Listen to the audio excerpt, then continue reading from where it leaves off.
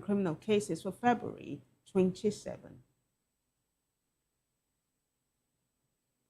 In the meantime, the National Orientation Agency, NOA, and the Securities and Exchange Commission, SEC, have inaugurated a joint committee to strengthen investor education and promote safe, legitimate investment opportunities across Nigeria.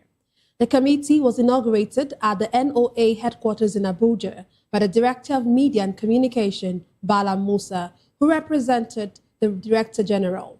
Officials from both agencies met to lay the groundwork for a coordinated strategy that combines the SEC's regulatory expertise with NOA's nationwide grassroots outreach. Speaking at the event, Musa said the partnership would help build public trust and encourage informed participation in Nigeria's capital market. SEC revealed that Nigerians lost an estimated 1.5 trillion naira last year to fraudulent and unregulated investment schemes. It described the figure as alarming, saying that preventing further losses through aggressive public sensitization has now become a top priority. SEC also stressed the need to leverage NOA's nationwide public enlightenment mandate to ensure consistent messaging against Ponzi schemes and other illegal platforms. Now on to election matters. The Obedient Movement has rejected the announcement of the All Progressives Congress, APC, as winner of last Saturday's Abuja Municipal Area Council, AMAC, a chairmanship election, alleging that the exercise was marred by violence, intimidation, and manipulation. Briefing newsmen in Abuja, the national coordinator of the movement, Dr. Tanko Yunusa, called for an immediate investigation into the conduct of the poll, insisting that the announced results did not reflect the will of the electorate. He described the election as a coordinated effort to suppress voters and undermine democracy. The movement accused the Independent National Electoral Commission, INEC, of aiding voter apathy by restructuring polling units without adequate public notice, thereby making it difficult for voters to locate their voting centers. Yunusa alleged that the situation turned deadly at the Gwagwa polling unit, where an agent, Musa Abubakar, was killed while resisting an attempt by hoodlums to seize ballot boxes. He further alleged that agents were harassed, threatened, and intimidated to silence them, adding that fear forced many to abandon their posts after the killing. Still on the Federal Capital Territory Area Council elections held over the weekend, the People's Democratic Party, PDP, has rejected the results, stating concerns over the outcome. Following the declaration by the Independent National Electoral Commission, INEC, which showed the All Progressive Congress winning 5 out of 6 chairmanship seats, the PDP said it would challenge the results in court. Correspondent Jimo Ogirima reports. Addressing the journalists in Abuja, one of the councillors in the city center, the election was rigged and called for urgent need for electoral reforms. She said their records showed that they won convincingly and figures were manipulated by the APC candidates. She added what they experienced over the weekend showed that Nigeria still has a long way to go, and this is the only way to protect the ballot ahead of the 2027 elections. We declared that the election was rigged, and this experience underscored the urgent need for electoral reform, including real-time transformation of results. The experience of this past weekend showed that Nigeria still has a long way to go, and we need urgent electoral reform. This is the only way to protect the integrity of the ballots. Our records show that we won convincingly at the majority of the polling units. However, the figures were manipulated during the collation process to favor the APC candidates. I wish to state again that we are not accepting these results. Our legal team is already preparing to review the process, and we will be taking a step forward after that. We will pursue this matter to its logical conclusion at the tribunal. We remain determined to reclaim the mandate that was freely given to us by the people of City Center. Jimo Ogrima. Reporting from VOP TV in Abuja. Away from that report, Igbo leaders, including traditional rulers and women, are calling for urgent legislation to protect the Igbo language, warning that it risks extinction due to decades of neglect. The demand follows a summit at the Nnamdi Azikiwe University to mark the United Nations Mother Tongue Day. The summit featured cultural events and lectures with delegates calling for laws to save the language. Speakers blamed schools, churches, and parents for prioritizing English, noting that only 20% of younger Igbos could speak or write fluently. Experts proposed compulsory Igbo instruction in schools and early language exposure at home. On his part, Anambra State Governor Chukwuma Soludo pledged to promote Igbo usage, urging collective action. In the meantime, Governor Chukwuma Soludo of Anambra State has closed the new author spare parts market in Nnewi due to traders' non-compliance with the government's directive to open for business on Mondays. The shutdown, effective February 23, 2026, is expected to last 1 week, with the market expected to reopen on March 2 unless compliance improves. Leading the shutdown exercise, the special advisor to the governor on trade and markets, Everest Uba, warned of further action if traders do not comply. The government aims to curb disruptions caused by sit-at-home protests linked to the detention of the leader of the indigenous people of Biafra, Nnamdi Kanu. Well, joining us virtually to analyze these stories is accounting consultant and public affairs analyst Chijioke Orji. Chijioke, it's such a pleasure to have you join us. Welcome aboard. Thank you for having me. Good evening. You're welcome. I hope you had a good weekend. Yes, I did. Thank you so much. All right. So the federal government has disclosed plans to introduce monthly revenue transparency dashboards to ensure transparency of income and expenditure across the 3 tiers of government. So disclosing, just for further context, right, disclosing this during the Federation Account Allocation Committee, the Minister of State for Finance, Dr. Uzo Kanete, said the measure was necessary in view of the huge funds that will be available to the government tiers after the recent executive order that freed more oil revenues. That is the crux of the matter, right? So there is more monies to be shared by the states and the federal government at the end of each month, while the people at the grassroots are crying and lamenting of hunger. Would you say then that this administration is elitist, or is this a business as it should be?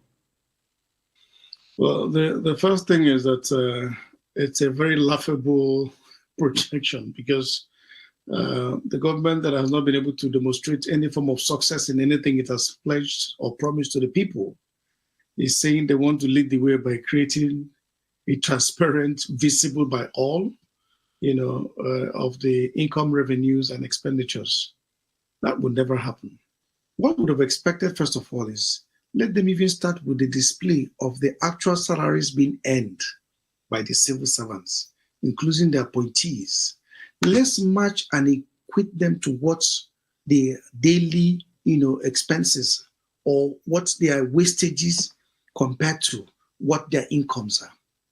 If you see an individual earns 10 million and he's able to lavishly spend over 100 million or splatter such in vehicles and flies about, unchecked in first classes and business classes on different airlines, is in and out of the country at will, and nobody knows how indeed these are funded, then yet you're talking about the IGR of the nation, which till today is still under so much false declared, untallied or related figures. The FIRS has come in recent time, telling Nigerians of the so-called it's achieving beyond its mandates or its projections in the areas of every year it sets a certain target. It has exceeded those revenue incomes. And yet we're asking, if indeed you are generating this XYZ and even surpassing your expected expenditures or incomes, how come we're now still borrowing in excess beyond the imagination of any reasonable economist in a company or in a country today that has not been able to demonstrate any form of visibility to repay back these loans. Even the loans that are being borrowed, we have not seen it translate to successes or achievements or in any way at all infrastructural development or anything meaningful in the lives of the average citizen of Nigeria. And yet we're now talking about this, bogus plan of making it transparent. How do they want to make it transparent when the same government has not been able to honor the Freedom of Information Bill, where you can write to any state or local government or even at the federal to demand? Let them tell us if they have honored it. And then we can now begin to come back to ask ourselves, how well has the nation now fared? Well, it's a projection. And let's just hope that the government will not be, as usual, taking Nigerians for granted or creating this kind of distractions when Nigerians are expecting they will tell them it is in the second term.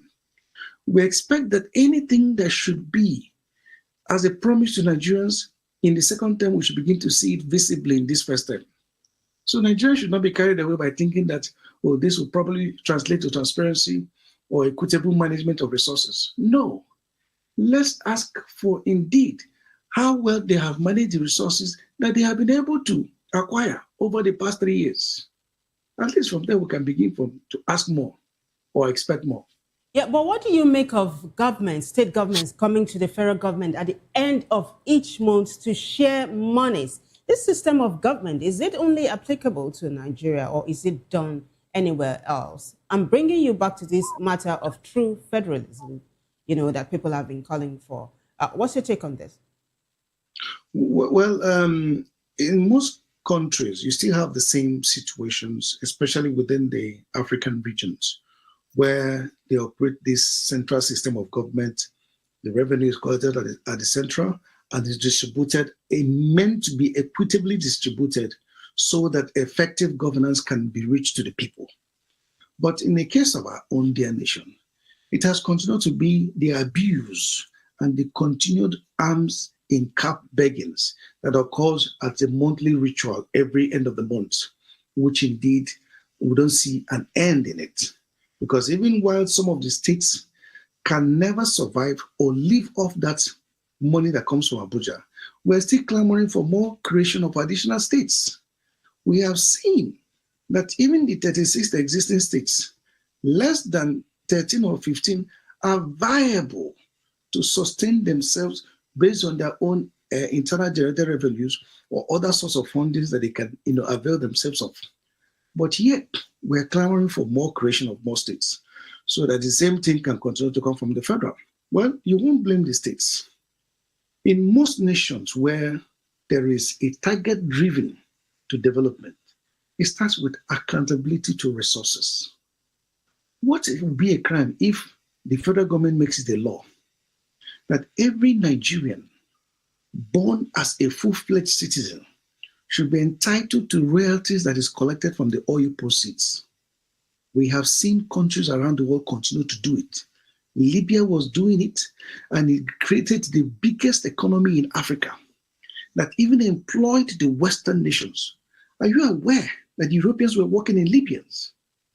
And today, this is the same African country that has been torn apart because why? They could not manage the same resources that the central system of governance was able to put together. So if the Nigerian government today decides, based on the revenues that is coming in, we want to ensure that there's an equitable distribution of resources. They have the needs of every state. It does not have to go into the hands of the governors for there to continue to be these lootings that continues. But you can say that every state needs shall be addressed based on the facts that these are the needs that are visible. And it is not too hard to do. But the problem is that there's always this interest of, it's either there's a weakness at the federal to execute such, or they internally do not have this mindset of developing the country, which is why we continue to have this continuous going around in the same circles and do not in any way at all envision any form of development. So it's not a problem that the states continue to go to federal to collect the money. But what problem is that the states are not held accountable for these resources. All we hear each day and each year is only what the federal government allocates or gets. But let's not forget that the federal government also gets a larger chunk of this same money.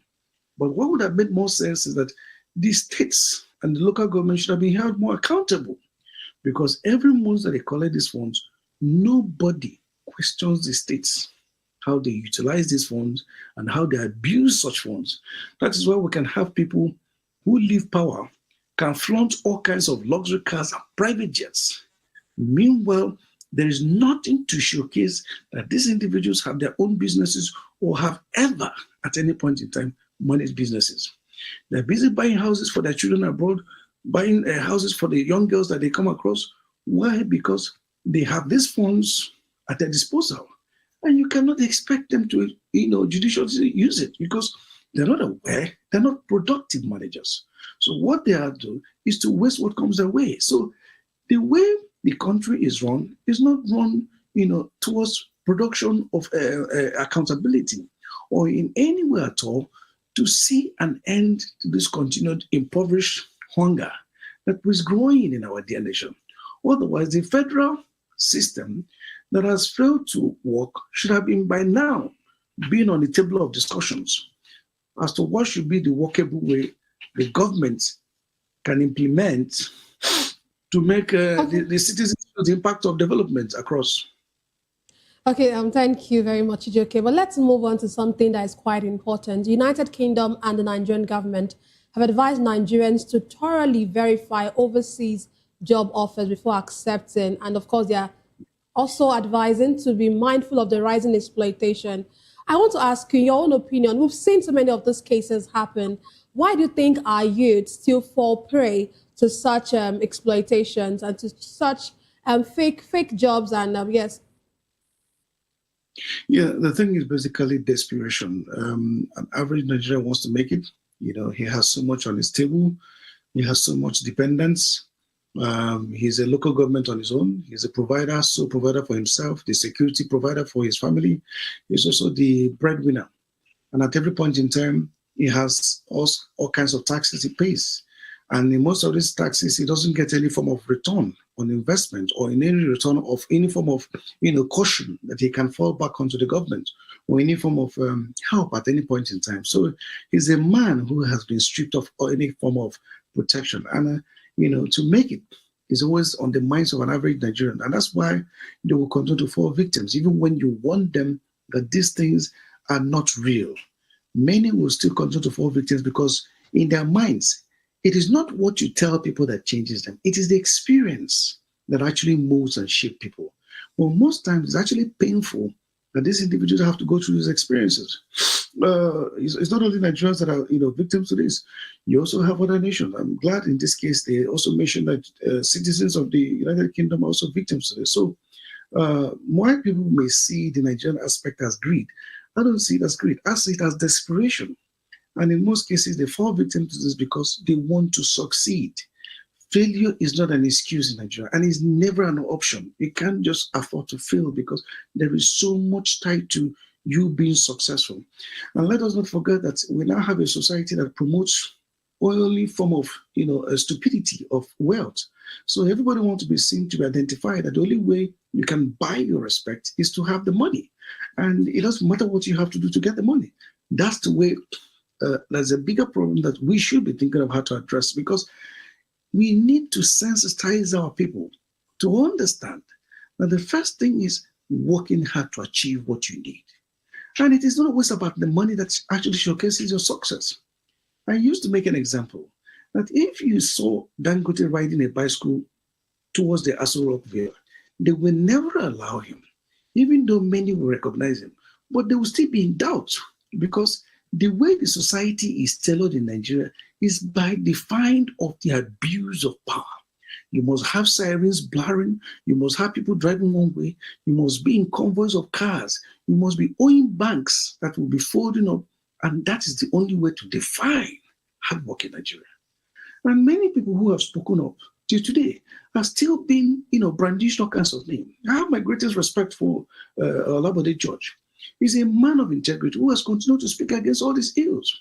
He's one man who, against all odds, was able to speak up against the so-called CEOs of the banks that have continued to reap of ill-gotten wealth of Nigerians. He actually attacked them by mentioning their names. How many Nigerians today have been able to ask Tony Elumelu and co, how they're able to get the source of funds? But we celebrate them today and think that, that they have worked so hard beyond every reasonable person. They have just been ripping off the opportunity created by the same government, failures in governance.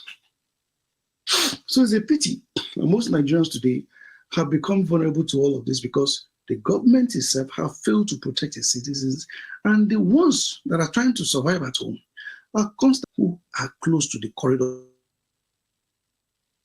Just must wake up. All right. In a couple of minutes, Chijioke, I would like for you to quickly address the just concluded municipal elections in the FCT. So the Obedient Movement has rejected the announcements of the All Progressives Congress, APC, as winner of last Saturday's Abuja Municipal Area Council AMAC chairmanship election, alleging that the exercise was marred by violence, intimidation, and manipulation. Would you let us know how you viewed the process? What's your take? Well, it was expected. The truth of the matter is that before the election, they saw the body language of the man at the top. I mean, in the person of Nyesom Wike, who the government have failed, the president has failed to call to order. And we have continued to see the flagrant abuse of powers. It's a pity that Nigerians are yet to understand that if you do not fight, take it word for word, these individuals will never relinquish power or will never in any way at all, walk in accordance with the laws of our dear country, because they have continued to see that all the people will do is just blab and complain. And this, what they have shown, is the same simple example of what will take place in 2027. I'm happy that the leading parties like PDP and the ADC are saying that they intend to go to court. I would like to see a situation where they go to court and strictly follow it to the rules. Some of the evidences that are available online today has shown that nothing has improved. So many of us were not really expecting so much of change from the Professor Sokoto. But it's too early to judge him. But by the performances of what we've seen, I don't think that there's anything to really, applaud in the change. All we've just seen is but in terms of improvement, it's still the same INEC attitude. So if indeed there must be credibility of elections, Nigerians must ensure that mandates are not stolen. Because when people are elected, they can be held accountable. And Nigerians must guide this democratic dispensation jealously, because the military are watching. And what is happening now is already leading to a collapse of governance. And it won't be long, the military will take over. When they do, it will not be the better for anybody. So Nigerians better understand and sit up that this continued abuse of power, this continued destruction of the democratic dispensation is not to the better of anybody. And at the end of the day, we will all lose. Both those who are flying in private jets today will lose. So it's better we realize that there is no country better than our dear fatherland. And we can never get treated better elsewhere than our own home country. Okay, Chijioke. Individuals do not own their allegiances to Nigeria and have continued to destroy our dear country. I pray that they have a change of heart and awaken to being completely loyal to our dear nation. Okay, thank you very, very much for your extensive analysis. Thank you so much, Chijioke Orji. Thank you for having me. Yeah, we've been speaking with Chijioke Orji. He is an accountant and, of course, a public affairs analyst. Moving on, the Nigeria Sovereign Investment Authority, NSIA, and the Japan International Cooperation Agency, JICA, have signed an agreement for a $50 million Impact Innovation Fund to strengthen Nigerian startups. The partners said the fund would provide patient capital to pre-seed, seed, and early-stage startups, with JICA providing $14 million in grant support, while NSIA contributes up to $20 million to match the grant.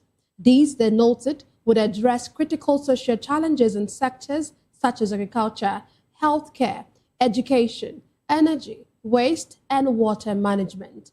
Structured as an onshore public fund, The initiative combines financial support with technical assistance to help startups refine products, scale operations, and expand into new markets. According to Managing Director and NSIA Chief Executive Officer Aminu Umar Sadiq, the fund represents a transformative step for Nigeria's startup ecosystem. He explained that by providing early-stage ventures and high-impact sectors with the capital and support that they need to grow, the partners were enabling innovators to tackle some of Nigeria's most pressing challenges. In another development, the Osun State Police Command has launched a review and ordered a thorough investigation into the alleged shooting in pursuit of a student and his family in Osogbo. The move follows a viral video and a statement by the Southwest Zone D of the National Association of Nigerian Students. Police spokesperson Abiodun Ojelabi confirmed the probe, stating that preliminary findings were being gathered. The incident reportedly occurred around a junction in the state. However, details of the incident are still being inspected. Working for President Bola Tinubu has extended assistance to some prospective joint admissions and matriculation board applicants in the Southeast Zone by paying for their registrations. The group was at the St. Mary's premises on Oka Road in Onitsha over the weekend, where they registered hundreds of applicants from the 21 local government areas of Anambra State. Correspondent Ndo Okwaleze tells us more. Candidates to the university admissions examinations selected from public and private colleges in Anambra State were gathered at the venue for the formal purchase of the forms and settlement of all fees pertaining to the examination. The national coordinator of the Renewed Hope Agenda, Honorable Belso Chukwu Enere, in his keynote speech on the occasion, said it was about unlocking opportunities and removing barriers, noting that every year students are unable to forge ahead their academic pursuit because of financial constraints. According to him, President Tinubu is taking a bold step in the Southeast and for Ndibo to make education better. He said sponsorship of 50,000 students from the Southeast demonstrates Mr. President's long-term vision of equal access to education, adding that scholarship is a responsibility and a vote of confidence. And deep commitment to the future of our young people as we officially flag off 50,000 free JAMB scholarship registration, which Anambra State will take a portion of 10,000 for Anambra State students.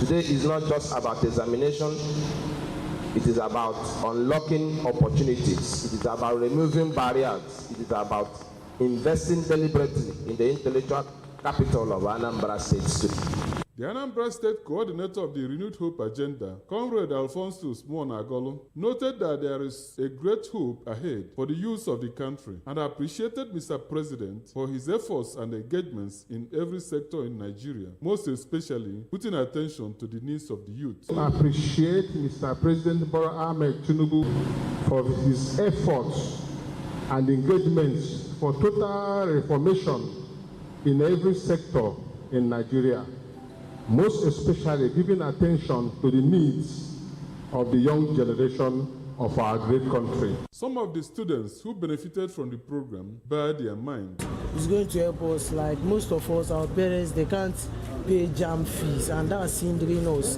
Most of us, we are intelligent, but because of the situation of the country, is hindering us. So, but this opportunity, this provision is going to help us a lot. Everyone will be giving this amount for their JAMB registration. It's not easy. I am very grateful on behalf of myself and every other person that came here. How much did you receive? 8,500 naira. It's really helping us out, and with the help of this, it's helping us to make our entry into school, making it easy for us. So he's really trying. Ndo Okpaleze, VOP TV News. Undu, thank you. Over now to Edo State, where Governor Monday Bolo has handed over 54 construction machines to all 18 local government councils of the state as the government restates commitment to empowering grassroots communities and accelerating infrastructure development. Our correspondent, Rhoda Jani, reports. Chairs, music, and colorful cultural displays filled the Garrick Memorial Ground on Monday as residents and officials gathered to celebrate the official handover of 54 construction machines to Edo State's 18 local government councils.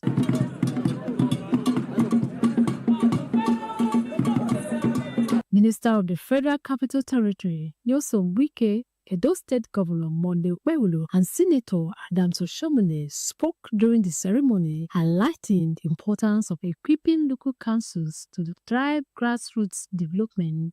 What the governor has done is to challenge you to do the same thing he is doing here in the city and the other areas.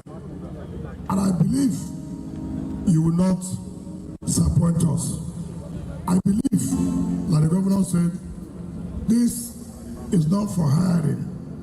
It is for you to go and create roads. Make sure sanitation is carried out. Make sure that roads are motorable. Our local government chairman, these equipments are for the development of our communities. It's not for personal use. Take good care of it. Clear the bush very well.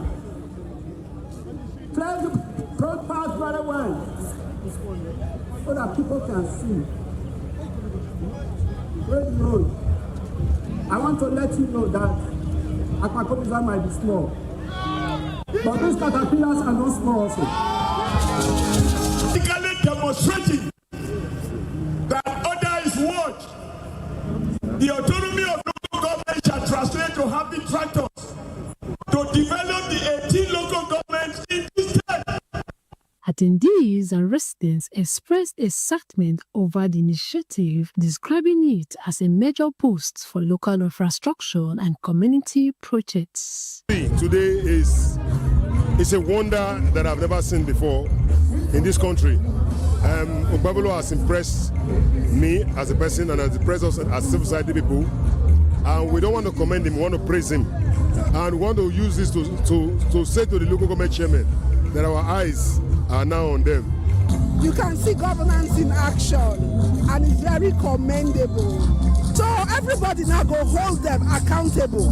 And the governor has been very, very intelligent to make this launching a very public event. The event climaxed with Governor Okpebholo cutting the ribbon and officially handing over the machines, graders, excavators, and rollers, marking the start of development projects across the 18 local government areas. Brother John, POP TV News. Thank you very much, Rhoda. We now move on to the foreign scene. 38-year-old Rob Jetten has been sworn in as the Netherlands' youngest ever and first openly gay prime minister, leading a minority government after a nail-biting election victory. Jetten's Democrats 66, also known as D66 Party, narrowly beat anti-Islam populist Geert Wilders' Party for Freedom in October's election. The coalition government, formed with the People's Party for Freedom and Democracy and Christian Democratic Alliance, holds 66 of 150 seats in the lower house, requiring opposition support for major reforms. The government plans to increase defense spending by 19 billion euros and implement painful cuts in healthcare and benefits. Jetten also aims to strengthen European cooperation and maintain support for Ukraine. In another development, no fewer than 25 members of Mexico's National Guard have been killed in a wave of violence in Jalisco State following the death of the leader of Jalisco New Generation Cartel, CJNG, Nemesio Cervantes, better known as El Mencho. The unrest has spread to over 20 states since El Mencho's capture and subsequent death on Sunday. Mexican authorities had tracked El Mencho through a romantic partner and captured him in Tapalpa, Jalisco. He was seriously injured in a firefight and died en route to Mexico City. Meanwhile, the government has sent 2,500 soldiers to bolster security in the west of the country. The CJNG is one of Mexico's most feared criminal organizations, notorious for trafficking fentanyl and cocaine to the United States. El Mencho was Mexico's most wanted man with a $15 million bounty on his head.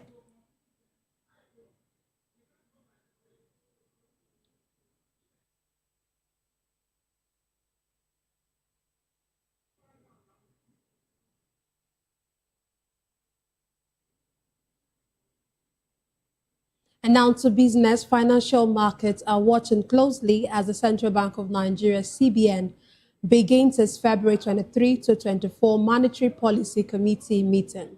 Investors are looking for signals in inflation and currency stability, especially amid concerns over pre-election spending and rising liquidity. At its last meeting in November 2025, the bank held the monetary policy rate at 27%, maintaining a tight stance to curb inflation and support the naira.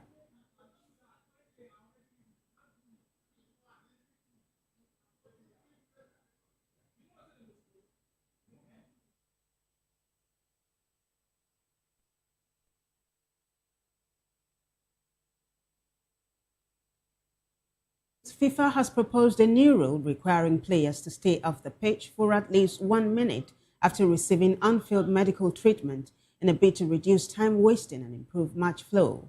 The proposal will be discussed at the annual general meeting of the International Football Association Board, IFAB. If approved, the rule will be incorporated into football's global rulebook, overriding domestic guidelines. However, goalkeepers, head injury assessments, and serious medical situations are exceptions. A similar system is already used in the United States and Major League Soccer. FIFA referees chief Apegwe Colina says the rule aims to discourage players from exaggerating injuries, thereby disrupting match tempo. The proposal is seen as a compromise between fairness and player welfare.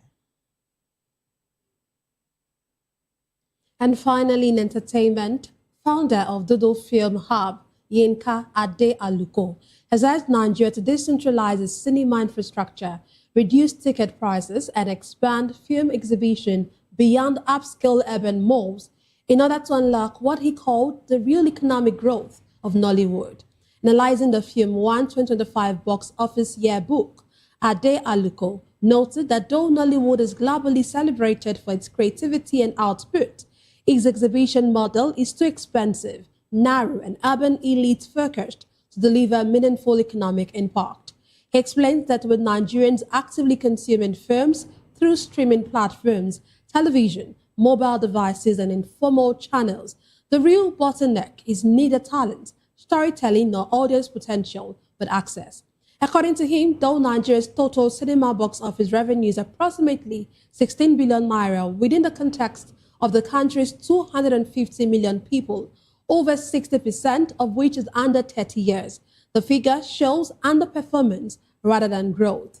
Ade Aluko added that attendance data presented an even clearer warning sign, with a poor 2.3 million total cinema admissions record in a year, meaning that fewer than 1 in 100 Nigerians visited a cinema.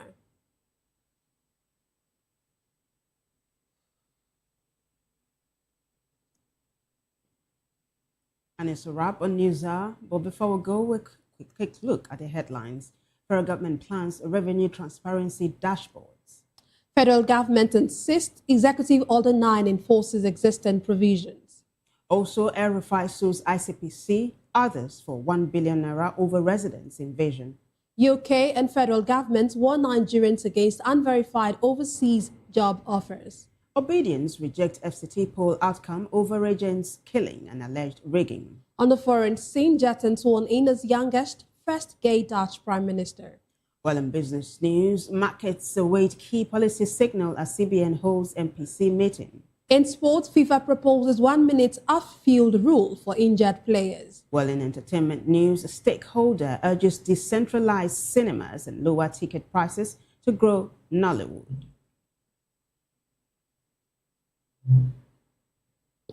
Do well to subscribe to our YouTube channel. On YouTube, we are Voice of the People Television. And on other social media platforms, we are at VOP TV Live. If you witness news happening near you, we want to hear from you. Send your eyewitness report, event coverage request, photos or videos directly via WhatsApp to 0814-606-4057. You can also reach our newsroom by email at news@vop.ng. I am Nnenna Ndomdioto. And I am Vivian Oguche. Thank you for watching.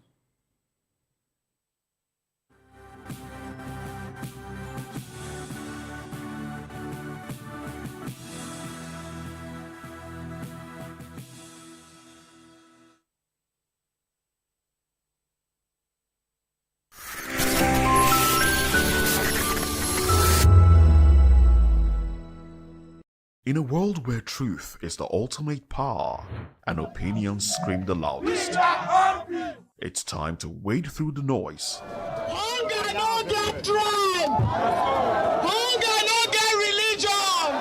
And scan the human interest and trending topics that matter. Stay tuned to The Issues, your plug to the stories making the buzz, from politics to science and technology, social justice, and more. Let's tackle the tough questions and expose the truth. The Issues on Voice of the People Television, Mondays to Fridays, 8 to 9 p.m. The Issues. Don't just react, understand. The red carpets, awards, the razzmatazz, music, fashion, interviews, and more. Spotlight on Voice of the People Television. Let's feed you with all the juicy stories in the global entertainment space, bringing you the glitz and glamour as it is hot. Stay tuned to Spotlight, 1 p.m. Monday to Friday. Spotlight on VOP TV. Entertainment like never before.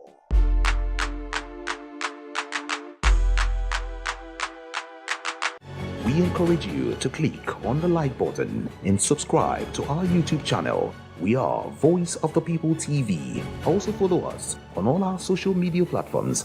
We are at VOP TV Live. Visit our website www.vop.ng for fresh and trending news. Also watch us live on SLTV channel 264. VOP TV, Voice of the People Television. When I first heard VOP, I thought they were talking about me because I'm a voiceover personality. But no, this is Voice of the People TV, and you are riveted forever because this is the place to be. Yo guys, your boy Chella. Shout out to VOP TV. I love you guys. Salut tout le monde, Suspect 95. Là, on est sur VOP TV. On passe un bon temps.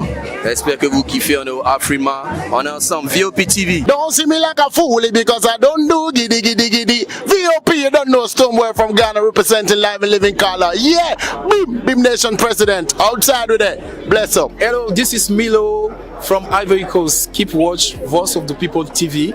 Regardez la voix du peuple, la télévision de la voix du peuple. Que Dieu vous bénisse. À très bientôt. Love you so much. Hi guys, what's up? This is Gaze Baba.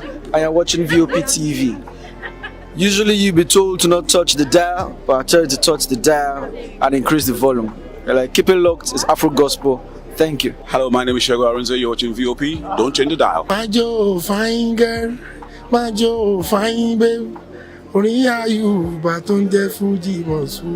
don't touch the dial. This is me, Dr. Adiwala Iba. Keep watching VOP TV.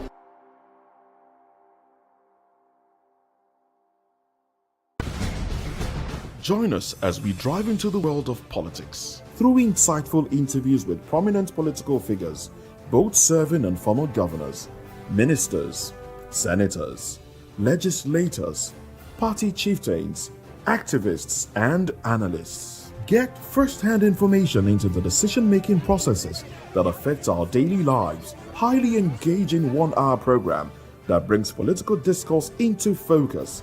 I am Chukwuma Okoro. Political Lens, Monday through Friday, 6 to 7 p.m. Join us. Are you ready for the extraordinary? Something big is happening on your screen. Introducing VOP TV. Now streaming on SLTV channel 264. From breaking news to captivating conversations, news analysis, giving you all sides to the story. We break in-depth discussions on the issues that matter, from politics to sports, entertainment, and lifestyle. VOP TV on SLTV, channel 264. Join us as we redefine what television means to you. Voice of the People Television, VOP TV. Now you have more than a voice.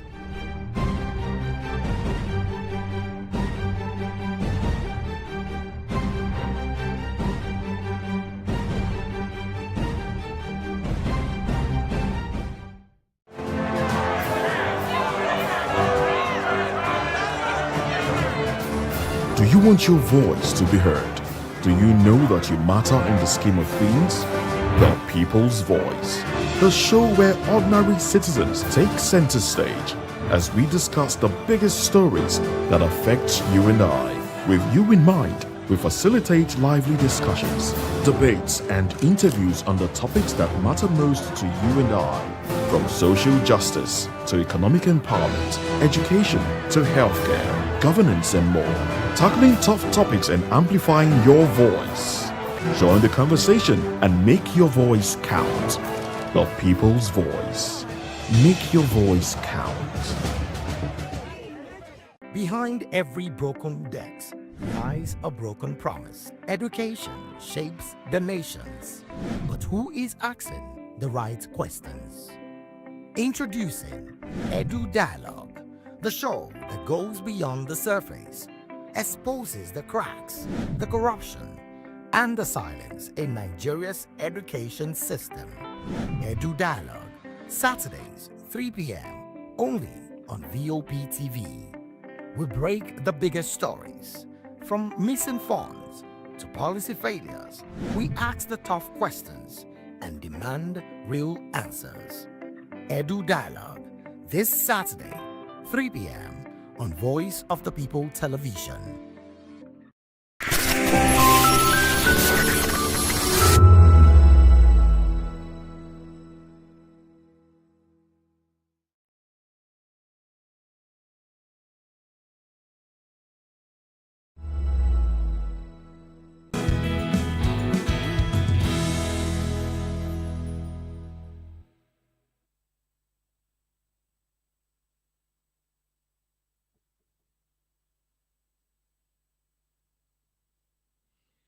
A beautiful Monday it is, and we say welcome to another week's broadcast, the start of the week's broadcast. I am Moses Humphrey, and yes, today's the 23rd. Am I correct? Yes, that's 23rd. correct. It's the 23rd day of February 2026, and basically this should be the last week in the month of February. Oh well. Let's take you through the conversation this morning. What we'll be dwelling on. APC wins 5, FCT cancels, PDP takes 1.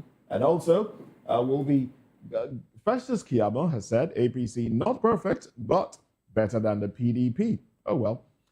Serap urges Tinubu to withdraw unlawful mass surveillance regulations. Now, these are the major conversations on our plate this morning. Welcome on board. Welcome on board. Good morning and thanks for joining us. Moses, when you read out the second story, Festus Keyamo, I was just laughing. What is there to defend? Nigerians know the truth. Oh, well, I'm Chukwuma Okoro and thanks for joining us. Now, apart from those major stories, we also have other interesting and trendy stories that we are going to talk about in the course of the show. Come along with us as we take you into all of that. Good morning. Thank you so much for joining us. My name is Jane Ogoye, and I'm so glad it's Monday again, Mr. Okoro. You're so glad. Some people are not glad. I can't wait for the month to end. Now, there you go. I can't wait. You know why, right? I know. Okay, so let's just dive in. The National Drug Law Enforcement Agency, NDLEA, has arrested a woman attempting to smuggle drugs at the Seme border using a fake pregnancy. According to reports, the woman had cleverly concealed the contraband in a way that mimicked a pregnancy bomb. But agents were not fooled. The NDLEA spokesperson, Femi Babafemi, shared the news on social media, praising the agents for their vigilance. The seized drugs are currently being examined, and the suspect is facing charges. This bust highlights the NDLEA's ongoing efforts to combat drug trafficking in Nigeria. The agency has been working tirelessly to curb the flow of illicit substances into and out of the country. Oh, well, this happens all the time. If they're not concealing it in shoes, they're concealing it in... the other day, I saw a very outrageous one. The guy concealed it in his braids. I don't know, he had on these dreads, and it was the way he concealed it. But I'm so glad that the NDLEA is also quite proactive. But I think that the more the NDLEA clamps down on them, the more they get very creative. And then for someone to use a baby bomb, for me, that's the height. Because ordinarily, when you see a pregnant woman, you would want to... NDLEA clamping down. You know, when I saw this, it's something we see every Sunday. Every Sunday? Every weekend. Okay, the clampdowns. You see reports of one person, a few people arrested at the airport, smuggling drugs, trafficking in drugs, and the rest every weekend. If you go through the dailies, every weekend you will see. But my question is, what happens to these people after being arrested? Is it a whole lot of them are in jail. A whole lot of them? Yes, are in jail. Is that working for us? It is not working. You see, the drug business is a very big one, you know, globally. I'm not sure there's any country that has successfully fought that war. A country like China has successfully reduced trafficking. You can only contain it. You can only reduce it. Because they enforce the death penalty. I was going to say enforce the death penalty. That's the difference, you know. But I think our problem here is that we, in our usual way of doing things, you know, we look for the small thieves. We don't go after the big ones. Exactly. Because until such a time that, because, I mean, the people are not ordinary people. They are not your run-of-the-mill, you know, sellers. They are very big. Some of them at the top there, you know, we understand at some point, some army generals were involved in all of this. So it becomes very difficult to cut off that supply.